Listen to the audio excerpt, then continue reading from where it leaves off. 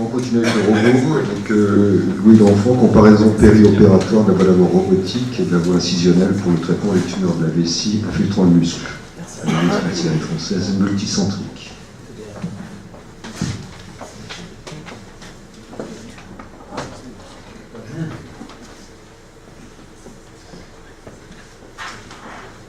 Messieurs les modérateurs, chers membres de l'Académie, mesdames et messieurs et chers collègues, donc, je m'appelle Louis D'Enfant, je suis interne en 5e semestre d'urologie à Paris et je vais vous présenter les résultats d'une étude que nous avons réalisée avec l'équipe de la Pitié-Salpêtrière pendant mon 2e semestre d'internat. C'est un honneur pour moi d'être parmi vous aujourd'hui et je vous remercie de me donner l'occasion de vous présenter les résultats de cette étude multicentrique qui compare la voie d'abord robotique et la voie incisionnelle pour le traitement des tumeurs de vessie infiltrantes du muscle. C'est d'une part l'occasion de valoriser l'expérience française en matière de chirurgie robotique et d'autre part je souhaiterais remercier bien sûr le professeur Rouprey qui m'a encadré pour la réalisation de ce projet et le professeur Bitker qui est présent aujourd'hui. Donc le cancer de vessie c'est le 7e cancer le plus fréquent chez les hommes et 25% des cancers diagnostiqués sont infiltrants du muscle dès le départ. La morbidité précoce de l'intervention de référence, qui est la cystectomie par voie ouverte, peut atteindre 35% dans certaines séries. Et depuis les années 2000, on assiste au développement de la chirurgie robotique en onco-urologie, notamment pour le traitement des cancers de prostate et les cancers du rein. Il existe peu de données françaises sur la cystectomie robot-assistée, et c'est d'ailleurs la première étude multicentrique française. Pour prendre un point de comparaison, il y a en France 25 000 prostatectomies radicales par an et à peu près 50% sont réalisés au robot. Par contre, il y a 5000 cystoprostatectomies par an pour cancer et 99% d'entre elles sont réalisées par voie ouverte. Donc c'est la première étude multicentrique, 6 centres ont participé. Donc l'hôpital de la Pitié-Salpêtrière à Paris était l'investigateur principal. L'hôpital Henri Mondor de Créteil a participé également, l'hôpital privé d'Antony. À Toulouse, il y a eu 2 centres, la clinique Saint-Jean du Languedoc, l'hôpital de Rangueil et l'hôpital Pontchaillot à Rennes. Donc c'était 6 centres français qui étaient déjà experts en chirurgie robotique. Donc les données ont été collectées de manière prospective dans chacun des centres, puis analysées rétrospectivement. Les malades étaient inclus de 2010 à 2016 et les données collectées étaient préopératoires, donc l'âge, l'IMC, le score ASA, l'intoxication tabagique et l'anatomopathologie des pièces de résection. On collectait les données péropératoires avec le type de dérivation urinaire réalisée, la durée de l'intervention, les pertes sanguines, le taux de transfusion et les conversions en laparotomie. Et les données post-opératoires avec le TNM, le nombre de ganglions retirés, les marges chirurgicales, la durée d'hospitalisation et les complications post-opératoires avec le score de Clavien, les résultats oncologiques et bien sûr on a fait une analyse de survie. Donc les résultats, nous avons inclus 251 malades. Il y avait 118 malades dans le groupe ouvert et 124 dans le groupe robot. Nous avons exclu 9 malades du groupe robot qui avaient été convertis en laparotomie en péropératoire. Les groupes étaient globalement comparables, sauf pour un critère qui était la chimiothérapie néoadjuvante. En effet, les malades opérés au robot étaient plus nombreux à avoir reçu de la chimiothérapie avant d'être opérés. Donc pour ce qui est des résultats péropératoires, l'intervention au robot durait en moyenne 1 heure de plus, avec un résultat qui était statistiquement significatif. En revanche, les pertes sanguines étaient moins importantes, avec 300 ml de moins en moyenne par intervention. Le taux de transfusion était divisé par 3 au robot, et la durée d'hospitalisation était réduite de 3 jours pour les malades opérés au robot. Tous ces résultats étaient statistiquement significatifs et le restaient après ajustement. Pour ce qui est des résultats anatomopathologiques, donc le taux de marge positive était moins important au robot, cependant le résultat n'était pas statistiquement significatif, il montre une certaine tendance mais on ne peut pas conclure. En revanche, pour le nombre de ganglions prélevés, il était plus important au robot et on sait que c'est un facteur pronostic très important pour les malades. Le score TNM était comparable dans les 2 groupes. Pour les complications, donc, nous avons utilisé le score de Clavien. Donc, le Clavien 1 et 2 sont des complications mineures, comme on l'a redit tout à l'heure. Et à partir du Clavien 3, on passe dans les complications graves. Donc les malades qui ont une complication 3, 3A ou 3B, c'est une nécessité de radiologie interventionnelle ou de reprise chirurgicale. Clavien 4, A ou B, c'est défaillance d'un seul organe ou multiviscéral. Et clavien 5, c'est le décès en post-opératoire. Donc pour les complications, il y avait moins de complications graves dans le groupe robot, donc 14% contre 25% dans le groupe ouvert, avec un résultat significatif dans les 30 premiers jours après intervention. Les résultats n'étaient pas significatifs, il n'y avait pas de différence montrée pour les claviens 1 et 2 et pour les complications tardives, donc au-delà de 30 jours. Le suivi global dans les deux groupes était de 22 mois. 20% des malades opérés au robot, 19% avaient récidivé au moment de l'analyse contre 36% dans le groupe ouvert. 20% des malades opérés au robot étaient décédés au moment de l'analyse contre 31% dans le groupe ouvert et 23 étaient décédés à cause de leur cancer, et 23% des malades opérés au robot étaient décédés toutes causes confondues contre 41% dans le groupe ouvert. On a fait une analyse de survie, donc les données à 5 ans. Pour la survie globale, la survie globale dans le groupe robot était d'environ 70% contre 50% dans le groupe ouvert avec un résultat statistiquement significatif. Là, il n'y a pas d'ajustement. Et la survie sans récidive était comparable avec 70% de survie sans récidive pour les malades opérés au robot contre 50% dans le groupe ouvert. Ces résultats ne restaient pas significatifs après ajustement avec un modèle multivarié et un modèle de Cox. Les seuls facteurs pronostiques de survie, de récidive et de décès étaient le score TNM et les marges chirurgicales. Donc, en conclusion, après les avancées en chirurgie robotique, notamment pour le cancer du rein et le cancer de prostate, là, on voit que la cystectomie pour cancer est possible et les résultats péropératoires sont vraiment encourageants. C'est une procédure fiable, même si elle reste complexe. Tous les chirurgiens possédaient une expérience avancée en chirurgie robotique avec au moins 50 prostatectomies radicales à leur actif. La learning curve de cette intervention est importante, et même pour les chirurgiens robotiques expérimentés.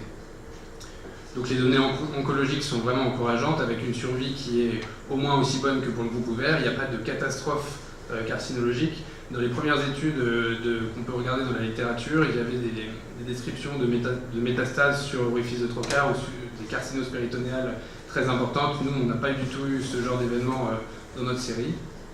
Il y a moins de pertes sanguines et de transfusions pour les malades opérés au robot. La durée d'hospitalisation est plus courte et il y a moins de complications précoces graves.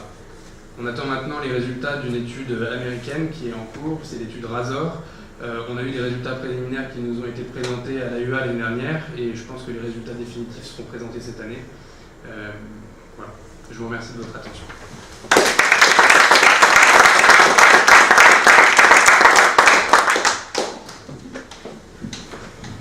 Merci beaucoup. Est-ce que vous avez des questions, des réflexions ?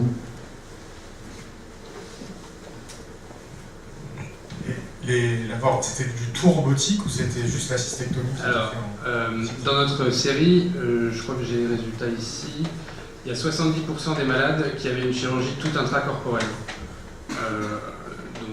avec la reconstruction urinaire également. Sur le plan technique aussi, c'était le même opérateur qui faisait la cystectomie et la reconstruction. Oui. Je pose cette question parce que Peter Wiklund là, de Stockholm, qui était quand même le grand instigateur de ce type de chirurgie, donc ils ont pris l'habitude de faire ça à deux équipes. Il y en a un qui fait la cystectomie et puis l'équipe fraîche qui arrive pour faire le geste qui est quand même assez complexe après. Oui, en général, c'est le même opérateur. En tout cas, dans les deux plus gros centres, c'est le même opérateur.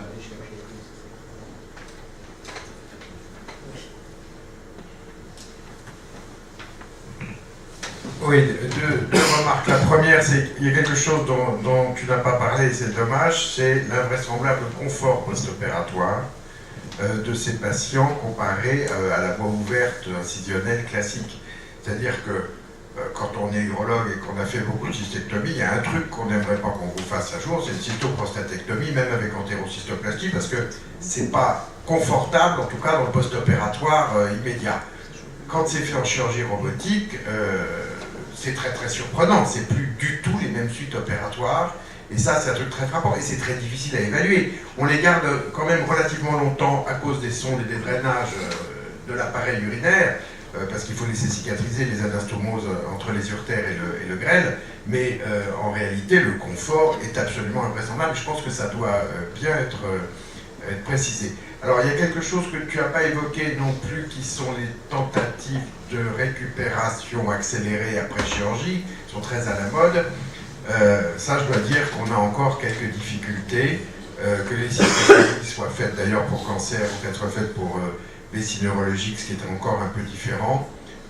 On reste quand même avec des difficultés de reprise de transit dans cette chirurgie-là, des ballonnements, enfin on remet les sondes nasogastriques relativement fréquemment. Mais ça a vraiment été, enfin pour moi qui ai un peu connu les deux, une révolution ce truc-là. Et alors pour ce qui est du même opérateur, là où ça devient une révolution qui est presque blessante, c'est quand tu as été un chirurgien incisionnel rapide et que tu vois certains opérateurs le faire dans le même temps et faire exactement la même chose dans le même temps avec 4 petits trous, tu te dis le monde a changé, quoi. Et donc c'est bien, et c'est bien à la fois pour les malades, et puis c'est bien aussi probablement pour nous de se rendre compte que le truc a bougé, quoi. Il y a un truc assez extraordinaire, c'est les nouvelles générations ne se rendent pas compte de cette évolution. On a nos internes qui actuellement en interchute dans un autre centre où ils font une néphrectomie partielle par voie ouverte. Et quand je l'ai vu à l'affût, il me dit « Monsieur Hubert, AJ3 il sortait, là maintenant AJ3 on commence peut-être à la réalimenter, etc. C'est phénoménal. On a l'impression qu'entre la cystoscopie et la robotique, le robot a marqué beaucoup un point pour les sutures.